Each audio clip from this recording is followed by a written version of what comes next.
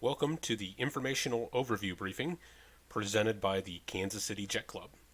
This briefing is designed to explain the Jet Club, how it's structured, the costs associated, the training requirements, the pilot qualifications that we're looking for in Jet Club members.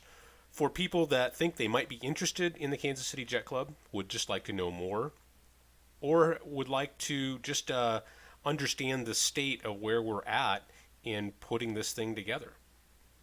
So with that, over the next 30 minutes or so, I will present a slide deck that hopefully will answer all your questions.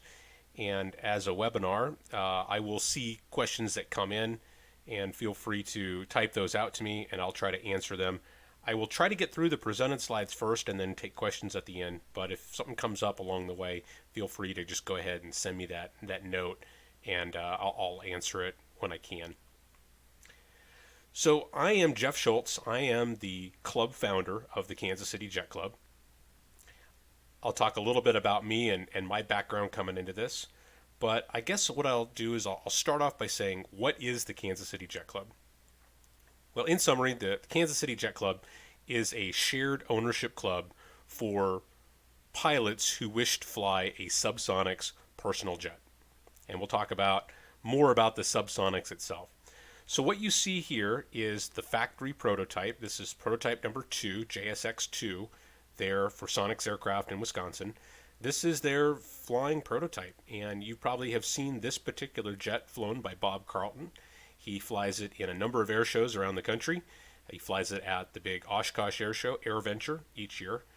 And it's appeared in a number of videos that Sonex has published. All right, so this is what we're going to talk about. What is a SubSonex? We'll talk a little bit about that here in just 1 minute. Who are the candidate members, how the club is organized, and we'll get into the costs associated with it. So to start this off, I'm going to show the SubSonex Personal Jet 20-second spot that Sonex Aircraft produces. This is just a good introduction, and we'll use that to kick it off.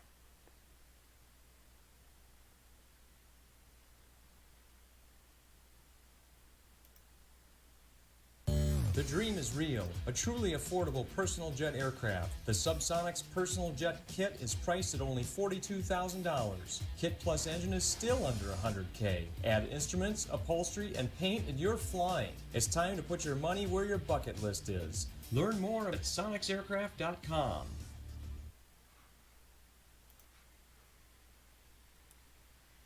All right, so that's the spot from Sonex Aircraft. And I apologize, it does go a little bit quick. 20 seconds doesn't get you a lot of time to really delve into the details. But I'll include the links to these videos in the information along with the webinar, so you can go and look at all these and see the full playlist of videos that we're linking to while we're doing this webinar presentation. So you can go back and rewatch them and really kind of break them down. So a little bit about the SubSonex Personal Jet. So you can see here, I've got some specs listed here, and I'm going to break these down one at a time. The SubSonex is a single place, very light, very small jet airplane. It is designed with an all-up maximum weight of under 1,000 pounds. The empty weight is around 500 pounds. That leaves you about 500 pounds for the equipment that you're going to install in the airplane, your various options like oxygen system or smoke or that kind of stuff, BRS parachute, a reasonably sized pilot up to 250 pounds, and a fairly roomy cockpit for being a single place, very small jet. Bob Carlton flies this all the time, and Bob is a pretty tall guy. He's over 6 feet, and he does fly with thin seat cushions, but he fits it very comfortably. Now, he's lightweight, but 250-pound pilot, 6-foot pilot, the SubSonex can accommodate that range of pilot heights.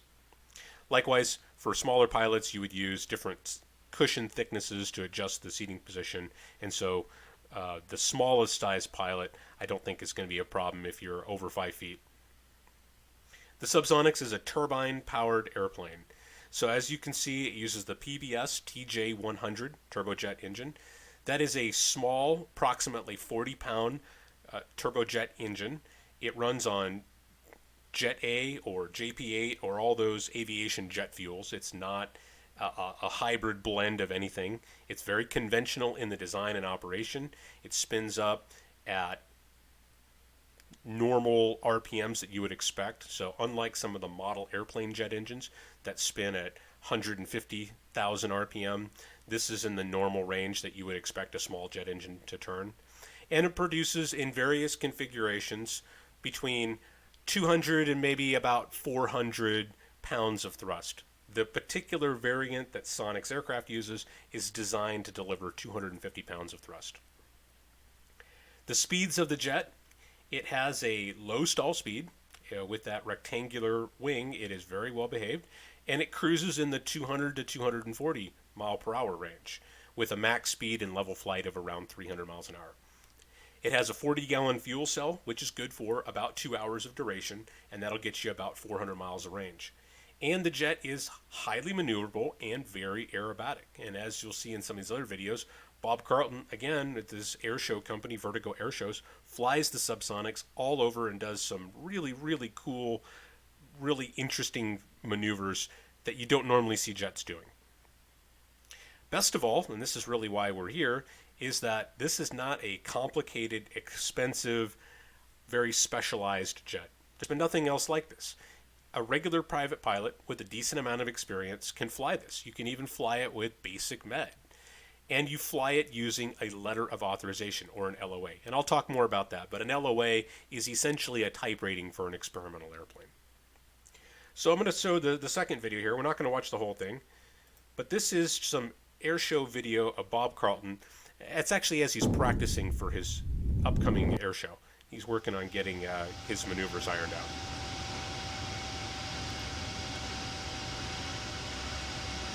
So we'll just watch a minute or two of this.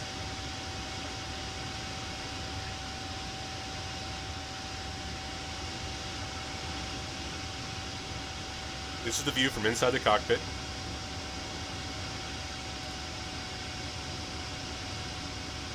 Bob is flying in his home area outside of Moriarty, New Mexico, and he's just working on his low-level maneuvers. He's coming into maneuvers, he's watching his airspeed. You'll see his right hand on the stick and his left hand on the throttle. We'll talk more about that throttle a little later when we talk about the engine specifics. And you'll see that he's just using fingertip pressure to fly the airplane. He's manipulating the throttle to watch his airspeeds. And he's very smooth.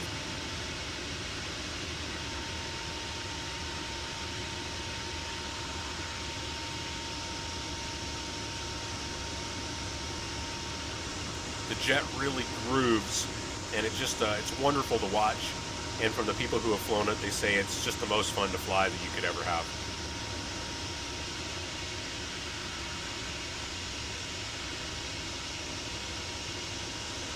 So Bob is winding up. He's coming up on about 200 miles an hour.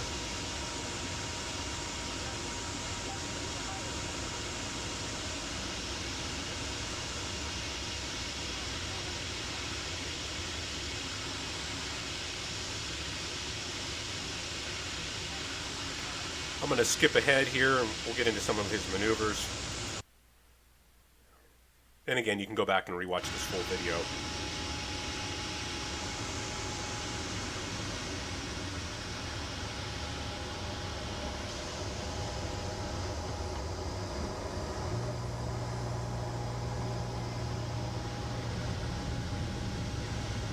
So that was a stall turn, not a traditional jet maneuver that you see.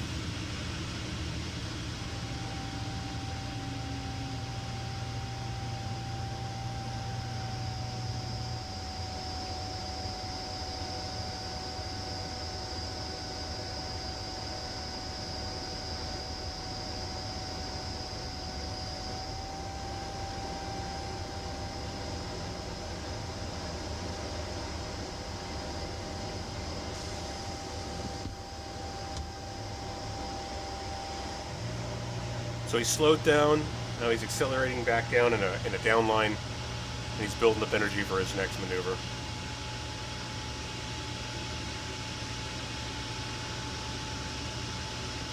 Alright, well this video is going to go on for several more minutes. Bob's going to yank it around, he's going to do a combination of loops and rolls, and he's going to show off some of the other capabilities. And I'll invite you to go back and watch the full video and get a better feeling for how Bob flies the jet in his air show routine.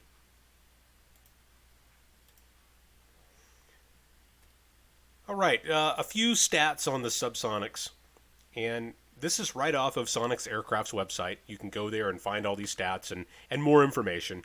And I just want to point out a couple of things. First off, if you look at the length, the wingspan, and the wing area, this is a small airplane, 16 feet long, 18-foot wingspan with 60 square feet of wing. It's a small airplane, and it trailers very nicely for going to events or taking it to Reno to race it in their new class, whatever. Small airplane, everything about it is small, and they make very efficient use of the space that they have there. Cockpit width, 24 inches, so even though it is a small compact airplane, it's very roomy. And then down here you'll see some of these speeds that they list here. Over in the performance section, empty weight of around 500 pounds, some of these things that I talked about. Takeoff and landing distance, 1,200 foot takeoff distance with a 2,000 foot landing distance. This airplane will fly off of your normal GA airport. It does not require an excessively long. And when I asked Bob about flying it off of smaller airports, he said anything over 3,000 feet is a non-event. No issues whatsoever. So your normal GA airport will support this without any real problem. And aerobatic with slightly reduced load factors here, +4, -2.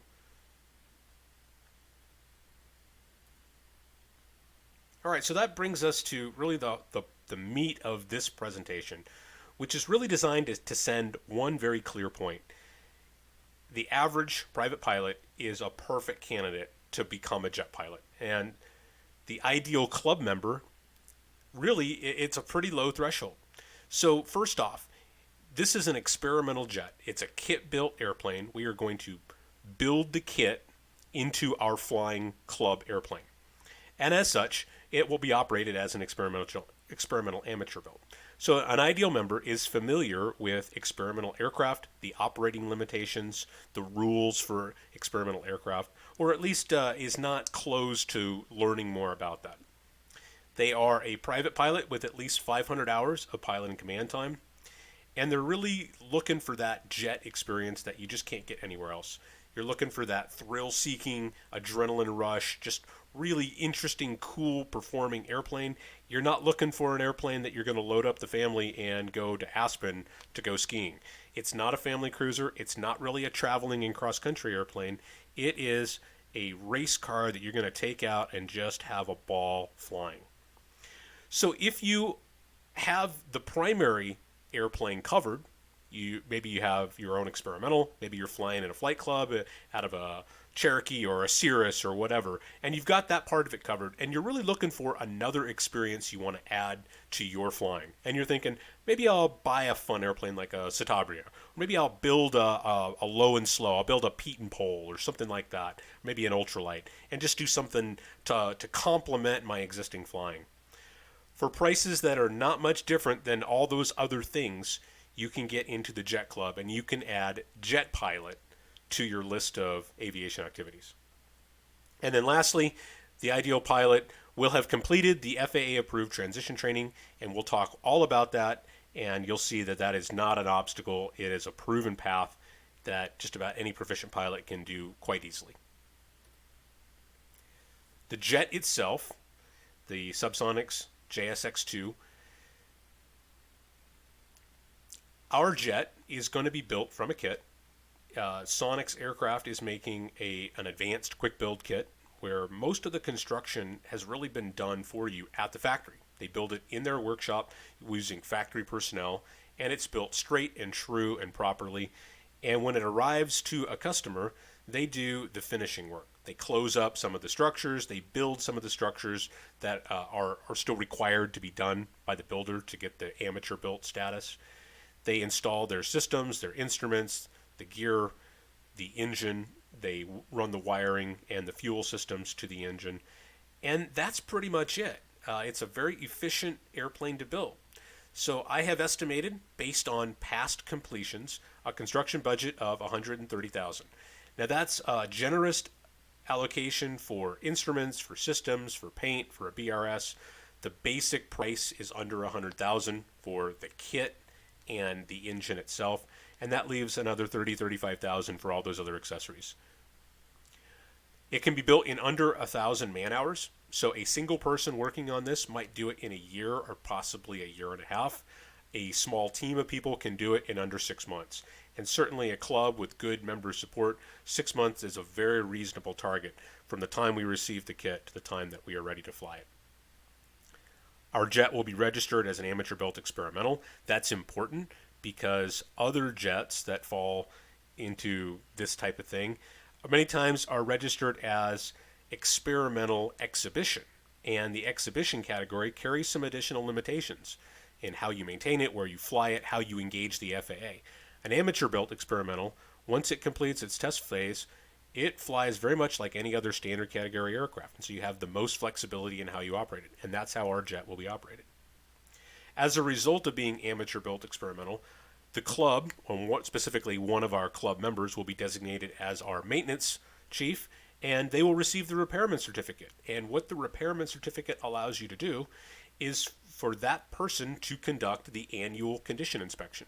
So the club members, anybody, can work on the jet, but only a certified A&P mechanic or the holder of that airplane's repairman certificate is allowed to sign the annual condition inspection.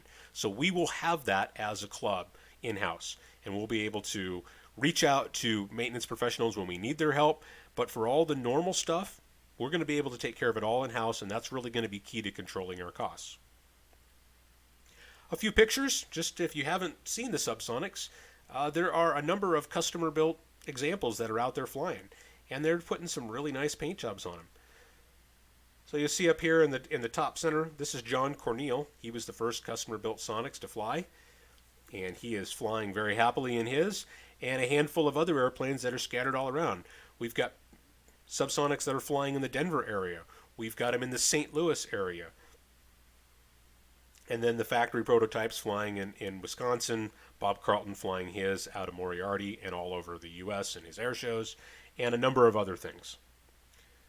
So they are starting to hit the skies, and it's really exciting to see how builders are finishing them out and really getting them out there and flying them.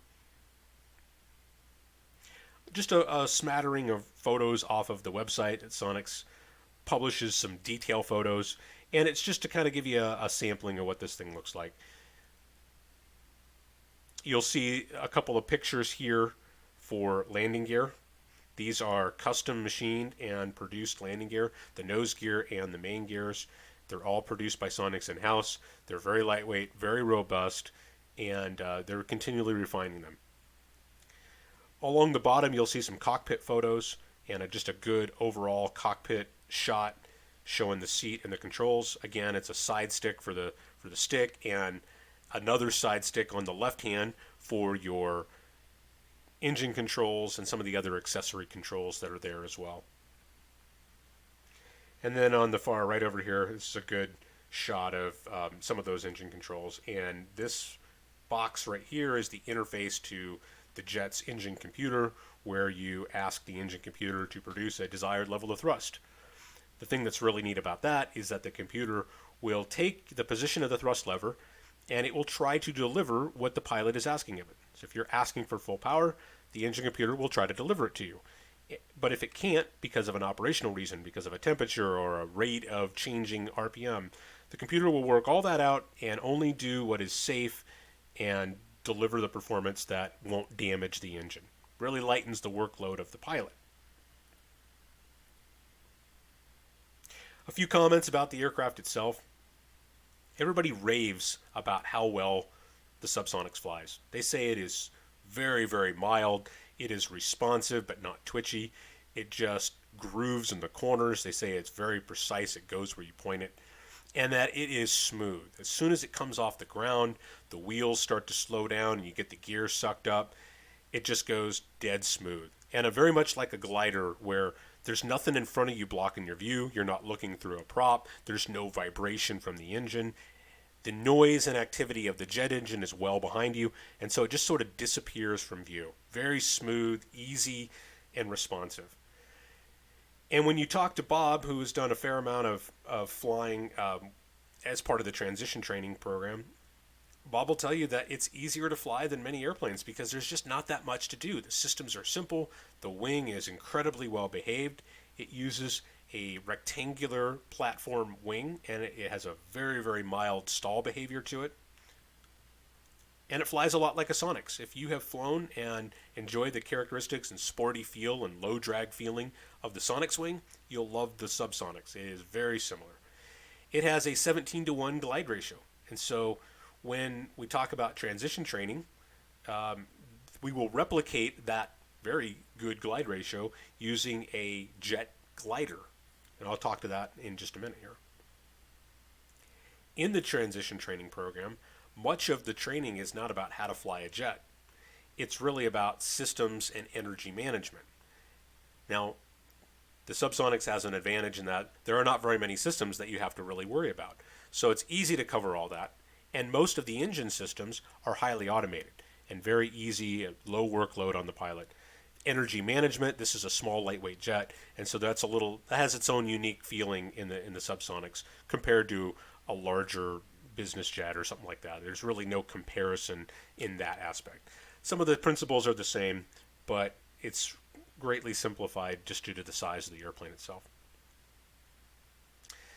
The SubSonex uses Sonex's really successful NACA airfoil, and it is just an excellent performing and very, very well behaved airfoil. And that's really the magic behind the SubSonex wing.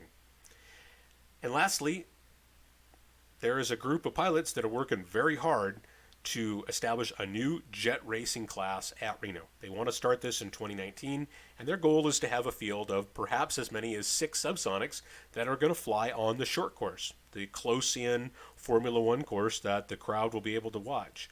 And that should be a really exciting Reno jet racing event, because unlike the big jets, which are going fast, but they're so far away that the crowd doesn't really get to see them routinely, this is going to be on the short course where you can just really watch them, and they're going to be out there tearing up these airplanes, just having a really good time.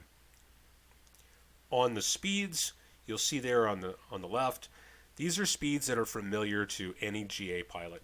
60 to 65 mile an hour stall speed. You rotate off the ground at around 90. You come in at around 100. Most of your acro and your maneuvering is done at around 200 miles an hour. And again, full out, when you really turn it loose, you'll hit that 300 mile per hour range. So the SubSonex had a factory seminar that was hosted during AirVenture in 2018. And the SubSonex crowd was there to talk about flying their airplanes. Bob Carlton, Pete Zaccarino, Paul Dye, John Monette. They were all there to talk about the development and the training and the Reno racing aspect and transition into the SubSonex. Great video. You can find that full webinar, or I guess the recording of their seminar. You can find it on Sonex Aircraft's YouTube channel. I'll put a link in the playlist here. You can find that. And then I've just got some photos that I took while we were walking around, just looking at the jets under construction. During the factory tour, we did get to walk through the production floor. They had 6 jets under construction in various stages. And so I put a handful of pictures just showing that progress that we saw when we visited there. And I'll just play this video. This is a very short one. This is a quick walk around.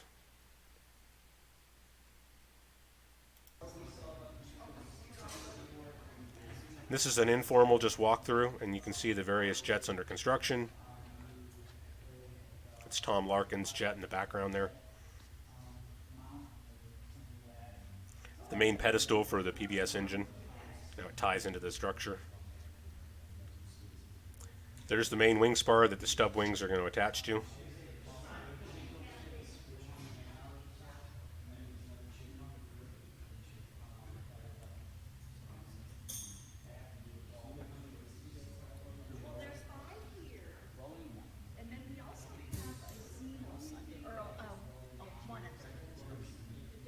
And these are other participants that are there to learn more about the SubSonex. Some of these are current customers. They're looking at their particular jet being built.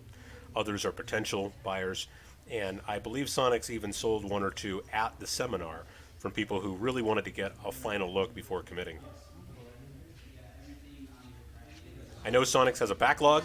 They're working as fast as they can to build these to satisfy their order book.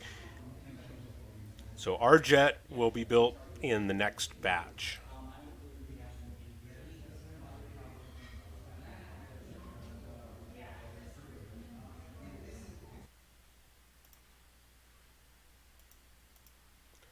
All right, moving on. So I talked a little bit about the PBS TJ 100 engine. And probably the first thing that I really want to point out is that this is a production engine. It is well established. It has 20 years of time in service. There are approximately 900 of these engines that are in service. They were originally developed as a base engine that could be modified in several different configurations for cruise missiles, for UAS, military, sized UAS. There is a number of these that are flying in the glider community as main or sustainer engines on full-size gliders. Bob originally used this on his jet glider air show act, and then later on his bonus jet. So this is a mature engine product. It is not adapted from something else. It was never an auxiliary power unit that was then converted to fly airplanes around. It was designed right from the outset as a small, highly reliable jet engine.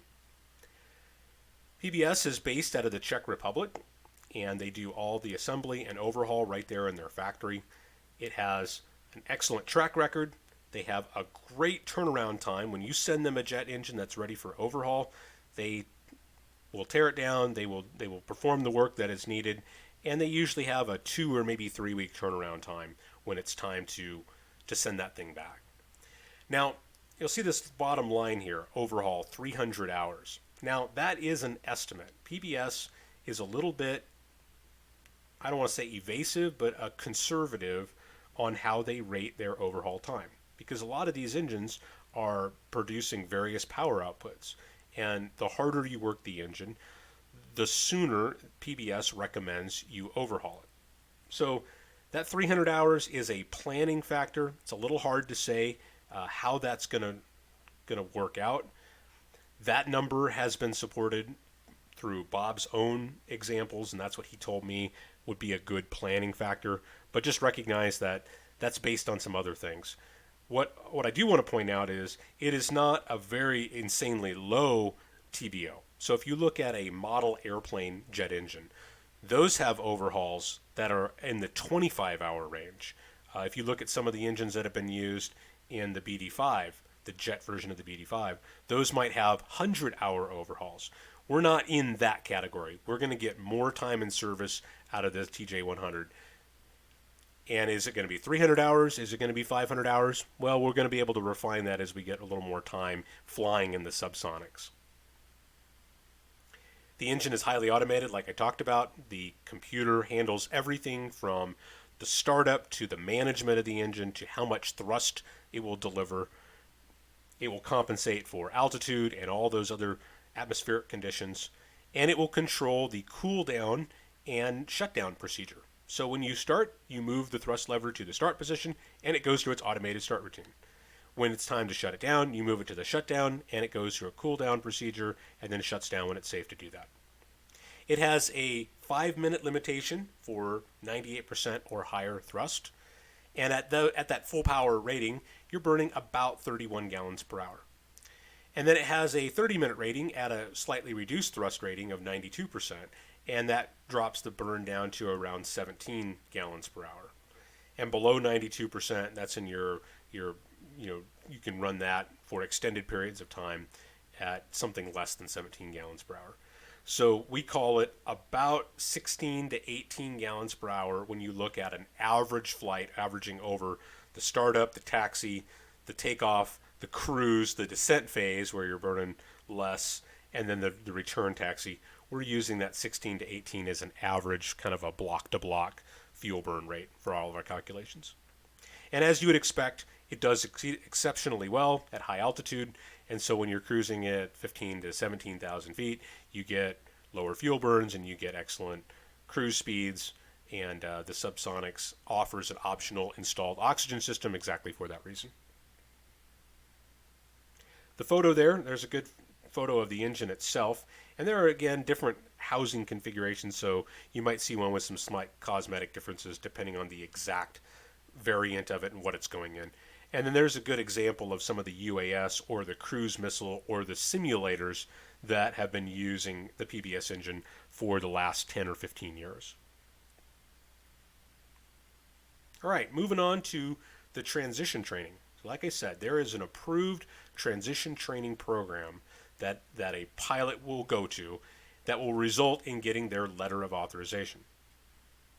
So like I mentioned, if you're going to fly a turbine aircraft or a jet aircraft, you either have to have a type rating for a standard category aircraft, or you have to have a letter of authorization for something other than standard category. In this case, an experimental amateur build or an experimental exhibition class. The FAA has reviewed and approved the training package from Desert Aerospace as a comparable aircraft training. And what that means, there are no two-place SubSonex jets. And it's really difficult to get dual instruction in a single place airplane. So what they have done is they've said, we have selected an airplane that provides a similar experience, a comparable aircraft to the SubSonex. And what they mean by that, and you'll see this photo here, the white glider in front of the yellow SubSonex, that's their bonus jet. From the front seat, the student's position in the bonus jet, it looks very similar out over the nose. The pitch attitude, the view through the windscreen is very similar, and it has the same engine and the same engine controller.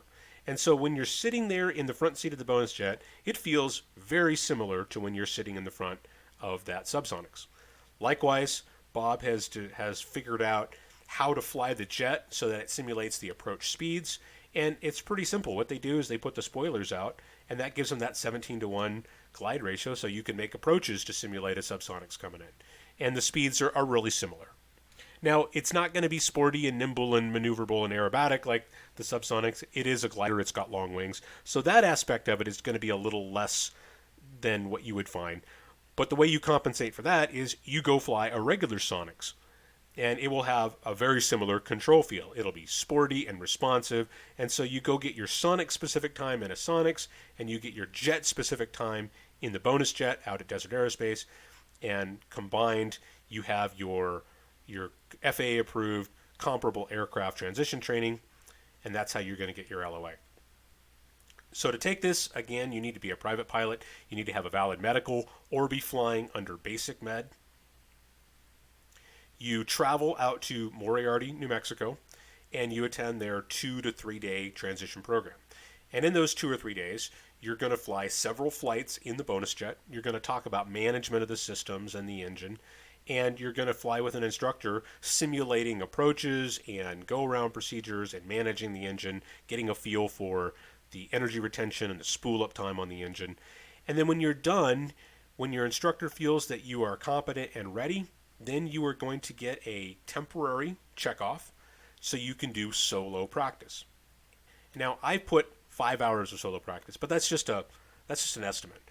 Some people might require very little solo practice. Others might decide that, hey, I want to go home and fly my jet for the next 30 days, and I'm going to get 20 hours of solo practice. Whatever. It's a 30-day short-term authorization for the purposes of finalizing your practice. And then you come back and you sit down with the designated FAA pilot examiner, FAA DPE, and he administers the check ride. And it uses a combination of a checklist that you go fly. So he gives you a sheet and says, go fly these maneuvers. He will observe you from the ground doing your takeoff and landing.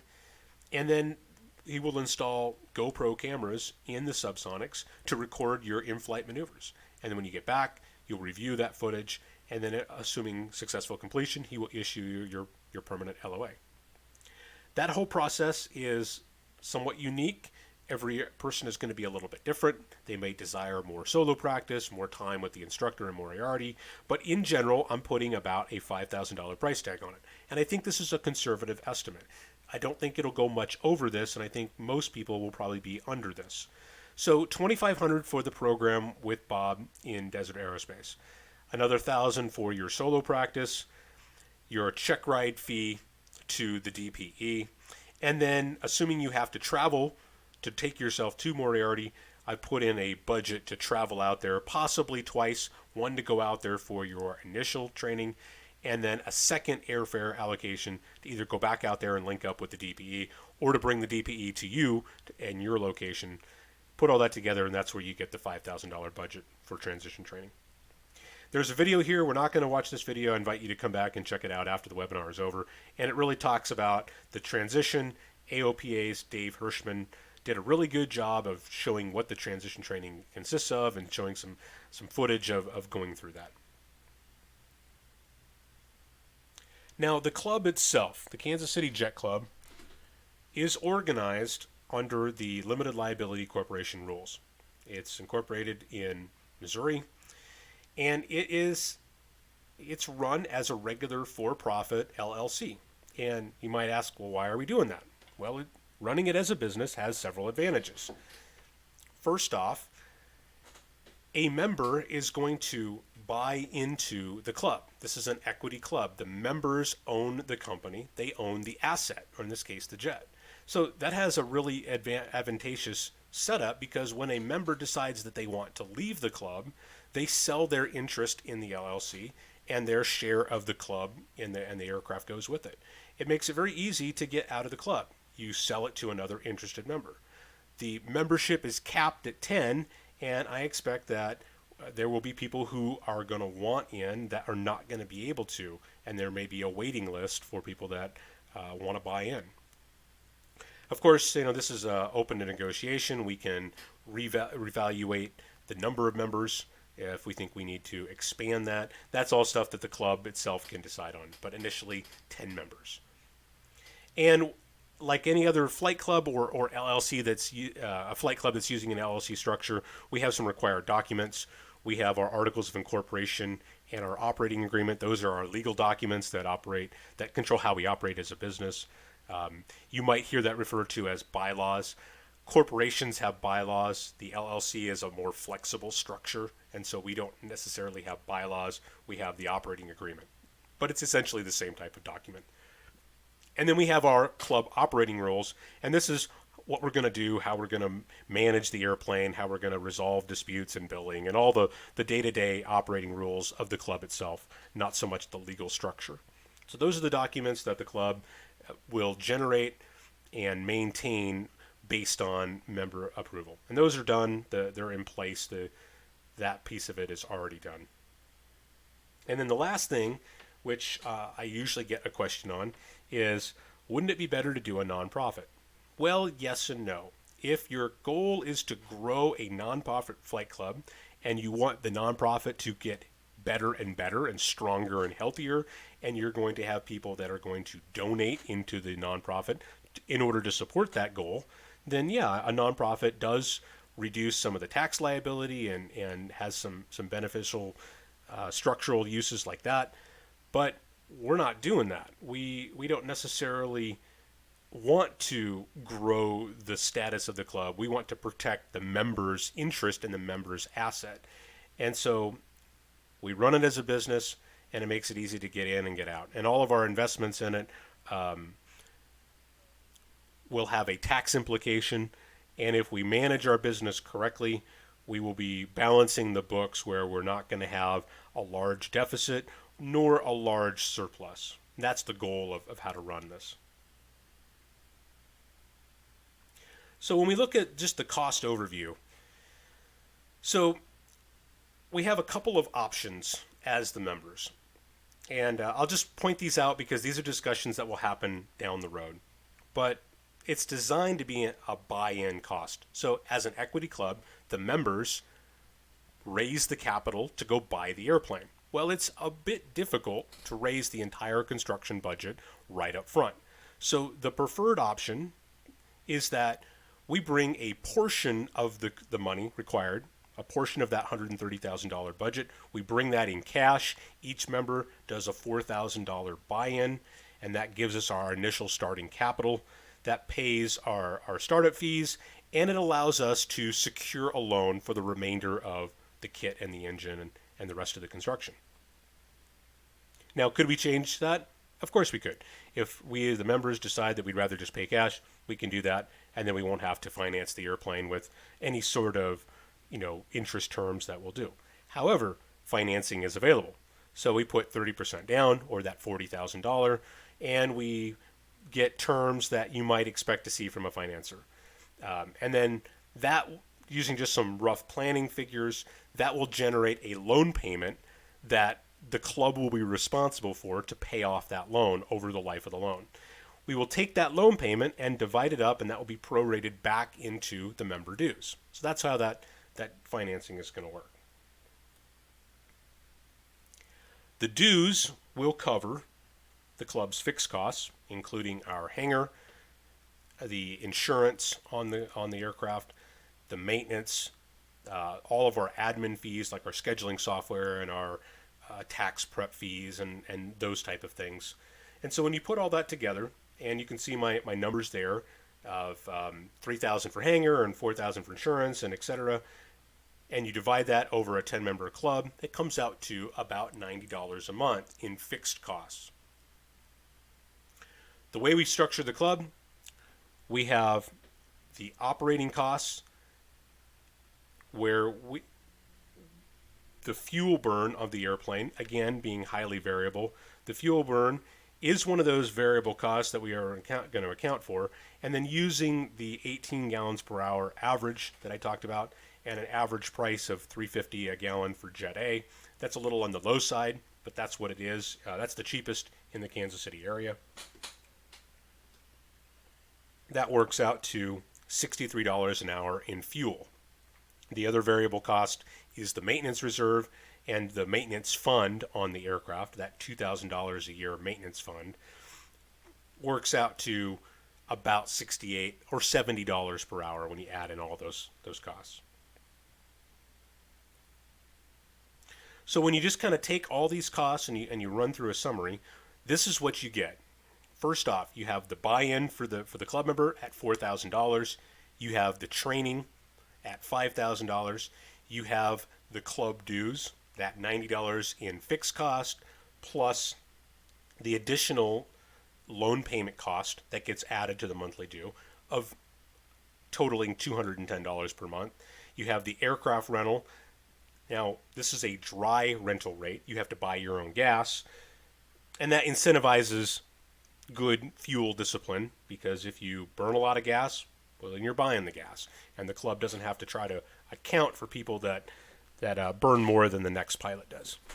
So the dry rental rate covers the maintenance fund and the engine overhaul fund, and $68 an hour covers that. You put all that together in a first year summary, and assuming that a pilot is going to fly 20 hours in this jet for that first year, you take 20 hours of $67 an hour in club rental, or $68 an hour in club rental, and $65 an hour in gas, and 12 months at $210 per month, plus those buy-in and training costs. You add all that together, and that's where you get this $14,100 first year cost. All that put together, first year, $14,000.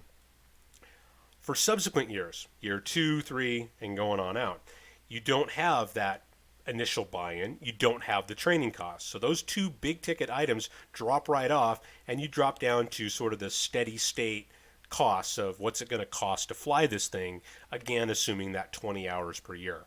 And that works out to about $5,000. And so I've been talking about that, and people say, how can you fly that jet for $5,000? Well, that's how you do it. Once you're up and running, once you are in the club and trained and ready to go, the money that you're going to spend on a continuing basis is $5,000 to go fly this jet for 20 hours a year. Now, the point I want to make on this is when I said that if you're thinking about adding another activity to your existing flying, You want to build another airplane. You want to maybe buy into a third partnership on a Bonanza or whatever. Or you want to just buy a new bass boat. You're looking at a price for that first year, that second year. You're looking at a price that is very comparable to some of those other activities. You're not going to get a new bass boat for 14 grand. You're not going to buy into a third share of a Cherokee or something like that. The costs to buy into the club and to get set up and trained and ready to go fly this thing are very much in line with adding that other activity. And if you're thinking about building a Pete and Pole, or you want to build an RV, even with the project, you're not going to touch the cost for what you can buy into the Jet Club for. So, and that's really my point. This is a very affordable, very achievable, high adrenaline, high adventure, unique, totally 100% experience that you're not going to be able to get anywhere else.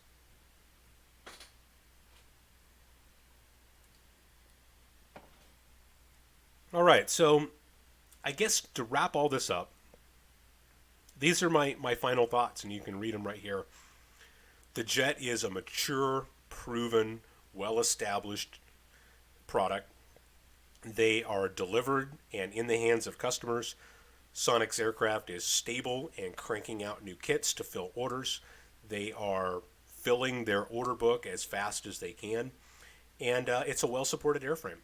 It's simple. It doesn't have anything to wear out. It's a brand new airplane. And the maintenance is extremely minimal.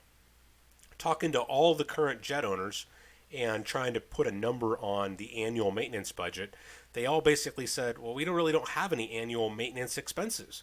You know, we change the oil in the jet. You know, we have a separate maintenance fund for the engine. You have a few bearings in the wheels and maybe tires that are going to wear out. You got some lube points. But it's such a simple airplane that there's not a ton of equipment that has to be serviced. And so a couple $1,000s in maintenance is probably grossly overestimating the annual maintenance. Simple, easy to fly. Training is available. It's a proven training path that is available to anyone. You can get on a plane tomorrow and go get your LOA from Desert Aerospace over this weekend and be back and ready to fly this thing next week. The costs really are in line with starting another project of some sort, whether that's to build a project or you're going to buy into another partnership or even join a flight club and do that as an additional way to fly. You're going to be spending similar amounts of money that you would on another recreational pursuit. And it has the unique aspect of lots of people have fantasized about flying jets, flying something cool and sporty and responsive, a little single-place fighter that they can go out there and terrorize the neighborhood. And this really is a lifelong dream for a lot of people out there. And this is the first time that an average pilot without extensive financial means really has the opportunity to go out there and make this happen for them in a way that is not going to break the bank. And I'm just going to share one final story, and this actually was told by Paul Dye. If you listen to the SubSonex seminar, you'll hear him tell you this, so I'm getting it from him. What Paul said is, this is the perfect club airplane. It's not going to be gone for weeks at a time on trips. It has a relatively local use pattern. So you go to the hangar, you pull it out, you fly it around for an hour or two. Maybe you gas it up at an airport and fly it for another hour or two. But it's a perfect plane to share amongst a club setting. Because if you want to fly it on Saturday and somebody else has got it, before you, you pull out your folding chair, you crack open a soda, and you sit down there and socialize with your hangar neighbors. He's going to be back in an hour or two anyway. And so you can get multiple people that can use this on a nice sunny Saturday afternoon. And then you, from your home airport, you get out your sectional and you mark the location of every pancake breakfast within a 300-mile radius around your home airport. So from Kansas City, you look at breakfasts at Gardner and Wichita and all those places within 300 miles. You mark all those events. You build your list of pancake breakfasts, and you're the guy that's showing up in a jet. And that is going to be just the coolest thing. It's going to be very unique. It's going to be something that is really going to be a once in a lifetime type opportunity. And I'm really excited to be in on the cusp of these small, affordable personal jets that are really starting to explode. So lastly, if you're thinking about doing something like this, if not now, when? The path is established, the structure is in place, the opportunity is here, and all you have to do is reach out and commit to it. And I'm available to answer questions and to talk about this in more detail. So let me go to my list of questions here that have come in. Okay, the first one asks about insurance. Is insurance available? And the answer is yes. Now this is a qualified yes, because this is something that we'll have an ongoing discussion with an underwriter. But I've had the preliminary discussions using exactly what I talked about: $130,000 budget, full hull coverage, private pilot with 500 hours of PIC. I did make a specific note that an instrument rating is not required, and the underwriter was okay with that. The operating rules of the club prohibit using it in instrument conditions, so it's a VFR airplane. And they said, yeah, we will quote you a policy on those things, a 10-member club and all the things you specified. So we have at least one underwriter who says, yeah, this is not a normal request, but we will work with you and we will quote you a policy. So we have a quote for a full hull value insurance policy for the club, and so that is available. As an option, we as the club may elect to investigate other options. And as a last resort, we could even fly it with liability only at a greatly reduced price. So insurance is out there. The costs are going to be higher than a common GA airplane. But what I'll tell you, without going into all the particulars, is if you go get a policy to fly your experimental airplane, whatever it is, just an RV or whatever, or maybe you get a decent $40,000 used Cessna, you're going to have a yearly bill to fly your airplane that is going to be similar to what a member is going to be paying to fly this jet.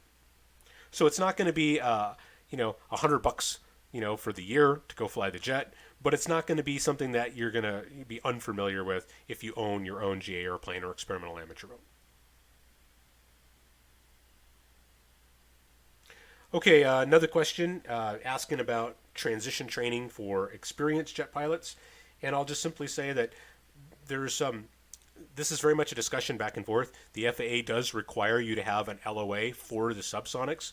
So if you are a ATP and you have lots of turbine time, maybe you've even flown some other jet airplanes, it'll be very easy for you to make this transition. You'll still go through a transition program. At the very least, you'll do some solo flight and some practice for the LOA, and then they'll administer the check ride. But again, we're not talking about a real extensive training program. You're not talking a $10,000 2-week program to go get type rated in this. So it'll be particularly easy for people that have that turbine experience, but it's not going to be substantially different from a private pilot who's transitioning over to it. And then the follow-on question to that, they ask, does the DPE come to you or do you go to them? And the answer is it can be either way. So you can arrange to do everything out in Moriarty and have the DPE there on hand.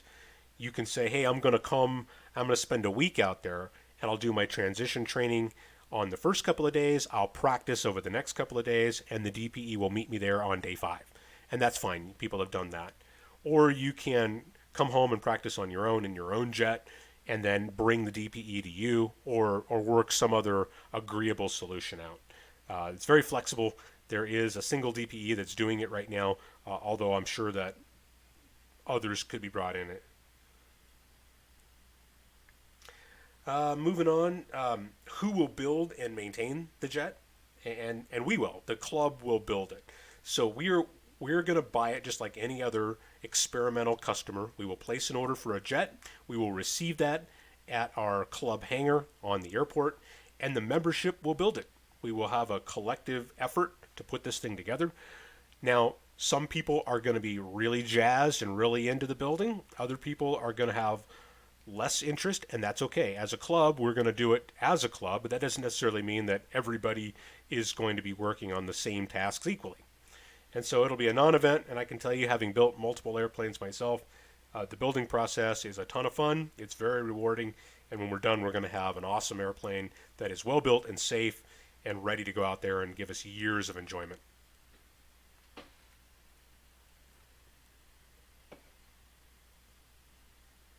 Okay, last question.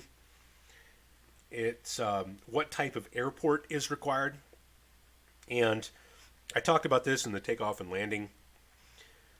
It does not require a big, extensive airport. You're not flying out of the type of airport that would be required for a biz jet coming in or something like that. Now, all those airplanes are highly capable, but maybe they don't want to land on something that's less than 4,000 feet, or they're looking for that 5,000 foot runway with maybe a perpendicular crosswind runway or something like that. The SubSonex operates very well off of your normal, reasonably sized GA airport. If you have a typical 3,000, 4,000 foot runway, it will operate just fine. I would say that an ideal airport would be 4,000 to 5,000 feet in length with a second runway. So that takes out the crosswind component, or at least reduces it for those days. But there are no real extensive requirements. Here in Kansas City, our plan is to hangar at the Lee Summit Airport. And again, they've got two perpendicular runways. It's outside of the Kansas City Class Bravo. It's in a great location. It's got access to jet fuel. It's by the large population of pilots that live in the Kansas City area. And it seems to be the logical choice. Now, that doesn't mean that, that's the final answer. The membership may consider moving it to another airport, but initially that's the plan going forward, is out of the Lee Summit Airport. Okay, and then I guess I'll just wrap it up with this last question. What is the timeline? Well, the timeline is really open-ended here. So if it was up to me, I would collect all the interested applicants. We would vet those people into people that kind of meet our requirements. We will form the club with firm commitments and start collecting people's financial capital contributions and get a kit on order in the next 6 months. Now, if we are ready to move faster than that, if we secure all of our membership slots and people are ready to go, we will move as fast as the membership is willing to move. But as a planning factor, I'm looking at having this completed by the spring of 2019, having our kit on order, and to have it delivered sometime in, say, the summer of 2019 and flying by the end of 2019. And we will move as fast as we can, and club involvement will really help, drive that. Okay, well, if you have additional questions, or if you're watching this archived on YouTube or on our Facebook page, you can email, you can go to the website, and kansascityjetclub.com. You can find info there. Our email address is info@kansascityjetclub.com. Or you can, like I say, you can get on the website and reach us there and send a question. We will do our best to get back to you. If you would like additional information, please contact me and I can try to provide that. I will have this presentation available for download. I'll have the YouTube links and just some of those things that I think are a benefit to people to get a better understanding of the SubSonex or Sonex aircraft as a company, or some of those other SubSonex activities that are out there, like Bob Carlton and some of that stuff. So please go check all that out. And then lastly, if you are watching this and you think, man, I know who would really, really like this, this is right up their alley. If you have a friend who you think would be interested in becoming a member of the Kansas City Jet Club, please forward them this video. Reach out. We really want to spread the word and make this available to as many people and really kind of get it out there in front of pilots all over the Kansas City area. So please help us do that and forward it to them and help us spread the word about the club and the details, and let's really get this in front of people who are jazzed and excited about being a jet pilot. So appreciate your help and support on that. I want to thank you for the time on tuning into this webinar and for the questions and the interaction that we've had. We are getting strong interest, and I'm incredibly encouraged by how this has been received. And I am positive that this is something that is going to come together and is really going to be a super satisfying, just incredible fun activity for a bunch of people in the Kansas City area. So with that, have a good evening. Thank you very much, and I look forward to talking to you in person soon.